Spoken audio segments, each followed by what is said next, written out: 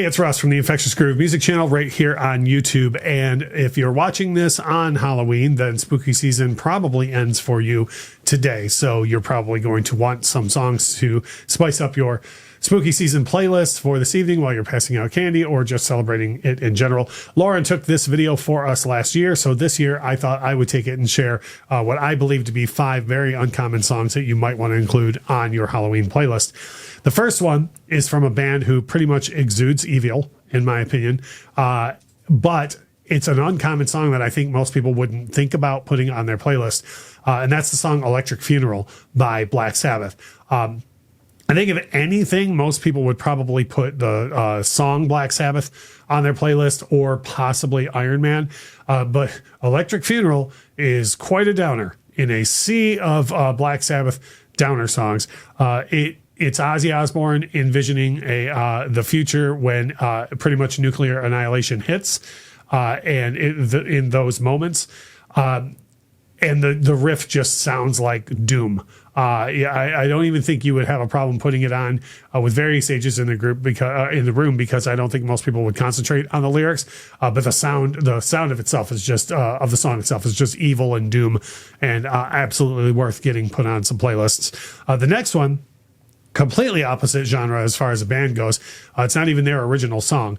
There's a song called Crazy Mary by Pearl Jam, which is a cover of a Victoria Williams song, and it originally appeared on a benefit album for Victoria called Sweet Relief. But the song is about having like a town haunt, like an old crazy homeless person, Crazy Mary, that they used to see as kids, and she disappeared. And through the lyrics, you kind of get the impression that maybe she still haunts the town.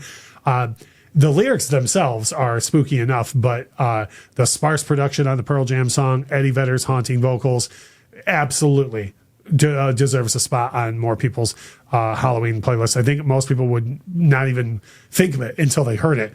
And then they'd say, oh, wow, I've never heard this by Pearl Jam before, and then really take in something new from Pearl Jam, new to them. The next one kind of hits the nail right on the head. There's so many different ways that this could have gone wrong, in my opinion. Dokken did a song for A Nightmare on Elm Street 3 called Dream Warriors, and I'm a fan of Dokken. I like Dokken a great deal, and I love the Nightmare on Elm Street series of movies. But it's very, very hit or miss to ask a metal band to write a song that's a theme song for a franchise horror movie. But Dokken absolutely knocked it out of the park with Dream Warriors, and I don't think the song gets discussed anywhere near as much as it should. It's a fantastic rock song in the first place, and it tells you enough of what's going on in the movie without just flat out forcing plot points or character names into the lyrics. I mean, you could listen to this and know it's all about the third Nightmare on Elm Street movie, and still watch the third Nightmare on Elm Street movie and not have anything spoiled or feel like the song is cheesy. So Dream Warriors by Dokken. The next artist that I'm going to talk about is one whose name is synonymous with Halloween because of Thriller. But Michael Jackson has a song from the Blood on the Dance Floor record called Is It Scary? And it's actually part of a whole video I got to talk a little bit about last year around this time called Ghosts, where it's, in my opinion, it's as good or better than Thriller for spooky season. But the song Is It Scary is very much of the time. It's a late 90s, early 2000s dance floor type song. But in my opinion, it's every bit as upbeat and funky as the song Thriller.